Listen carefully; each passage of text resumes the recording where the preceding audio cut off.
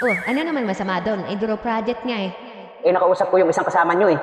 Sabi niya, hindi daw naman group project ang ginawa nyo. Nag-inuman lang daw naman kayo, tapos nag-group bimbang. Wow naman! Pre. Ouch! O pre, kumusta? Long time na kasi buti napasyal ka. Pre, papakilala ko sa iyo yung girlfriend ko, si Laura. Wow naman! Naalala mo pa siya? Siya yung kabats natin nung high school.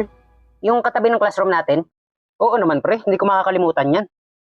Eh di wow. Idiwaw ka rin, bakit? Bakit? Akala mo ba kaya ako nung punta dito magsusorry ako sa'yo? Lalo naman ako, bakit? Ako ba may kasalanan kaya nag-break tayo? Puro ka lang naman hinala, wala ka namang napatunayan eh. Paano hindi ako maghihinala? Marami nakakapagsabi. O di ba yung unang ginawa mo? Sa likod ng classroom nyo, ang kasama mo yung gwardiya ng school natin? Kasalanan mo na yan. Di ba sabi ko naman sa'yo, wala na akong allowance? Oh, binigyan mo ba ako? Di ba hindi? O sige, palagay na natin na may pagkukulang ako doon.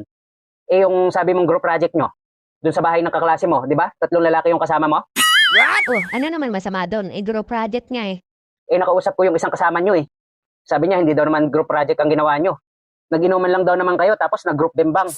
Wow naman! Eh, kasalanan mo na yan. Sinasama naman kita, hindi ka sumamba. Ba't naman ako sasama? Hindi naman tayo magkaklase. Malay ko ba na hindi pala project ang gagawin nyo? Naging kayo pala? Oo pre, hindi mo alam? Ang tagal naging kami niyan Di ba muntik pa nga kaming hindi makagraduate kasi nga nabuntis ko yan? Daw. What? Kaya lang, nakunan. Kaya ayun, buti na lang. Kaya ba palagi kitang nakikita lumalabas dun sa sagingan sa likod ng school natin? What? Ha?